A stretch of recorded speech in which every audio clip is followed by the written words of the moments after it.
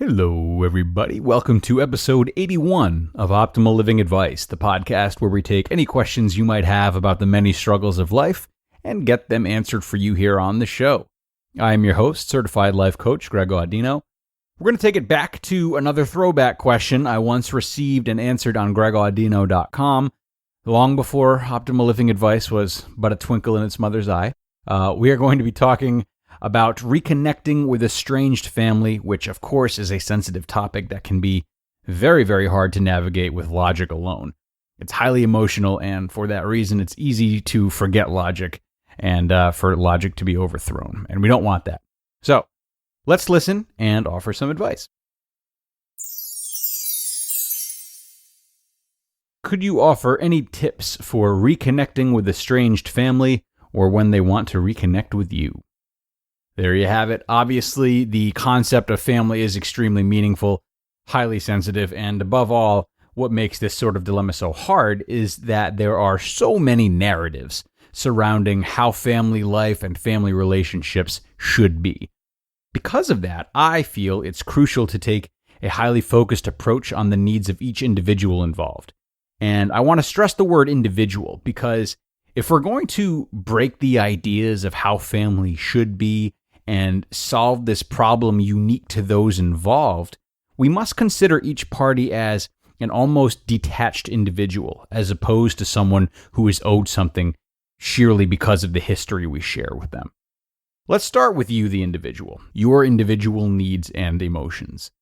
Whether you're the initiator or recipient at this attempted reconnection, ask yourself what your purpose is in this matter. What do you need from the other individual? Do you need an apology? Do you need to offer an apology? Do you need to gain acceptance? Do you need to offer acceptance? Take time with yourself to get very clear about where you were triggered in this whole conflict. Where were you triggered? Why did it affect you the way it did? What is the void that was left because of it? And how can that void be filled? Understanding your own emotional needs like this is the best place to start any sort of healing process. Now, next, let's consider the other individual that you're in conflict with. Who are they outside of family ties? Are they someone you would want to have a relationship with were it not for the family history? Are they someone whose values align well with yours? If not, that's okay. Again, release the shoulds and understand that peaceful reconnection and relationship building may not be the best thing for either or both of you. But you can theorize and ask the same powerful questions about them as you just have for yourself. What is it that they want from this interaction with you? What triggered them, and what is the deeper meaning attached to it? The truth is that they were doing the best with whatever level of consciousness they had, just like you were. Upon swallowing that pill, how can you ready yourself to be patient with the pain that they feel as a result of the estrangement? While this type of theorizing is of extremely great value, the truth is it can only take you so far. The purpose it serves best is to get you to stop thinking about the turmoil from your perspective and how you've been wronged. It enables you to shift focus onto them, see the situation from their vantage point, and consider how they feel they've been wronged. Ultimately, these questions will only be answered from direct communication, however, which is why the next process we're going to cover is the interaction itself. Now, every interaction will end differently. Every resolution, or lack thereof, will unfold differently. And acknowledging this from the beginning can help to break some inevitable preconceived notions both parties may be having. But that being said, there are a lot of variables here that are out of your control.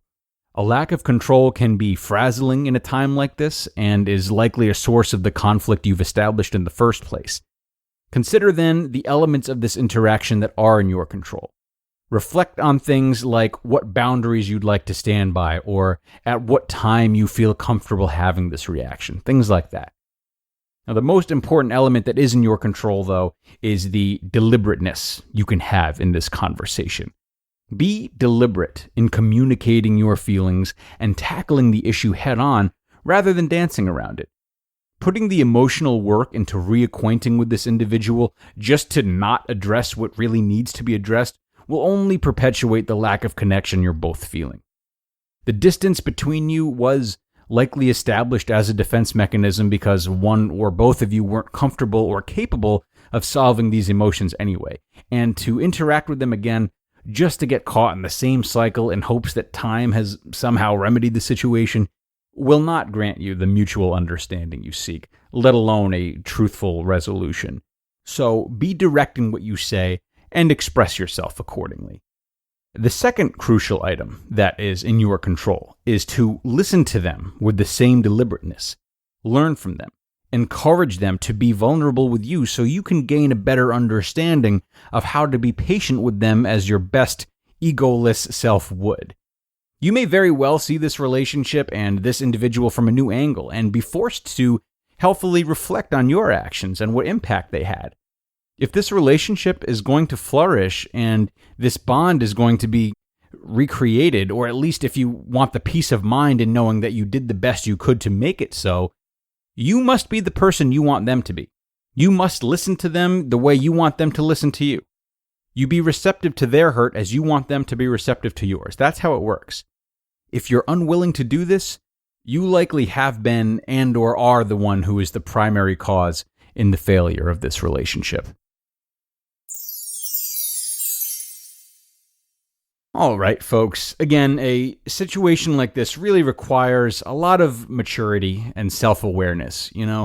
It's easy to focus on how we've been wronged or victimized as it is. And that is especially true when we're talking family, and a lot of that wrongdoing either happened in childhood or was at the hands of people we really trusted and tried to care for, or some variation thereof.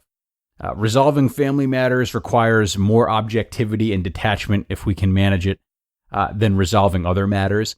And I hope today's episode helps you bring some of that neutrality to your own family skirmishes, we'll call them. Please don't hesitate, everyone, to send your own questions in. We love hearing from you. You can email us questions or concerns of your own at advice@oldpodcast.com. Email us at advice@oldpodcast.com, and we will help you out and answer your questions here on the show.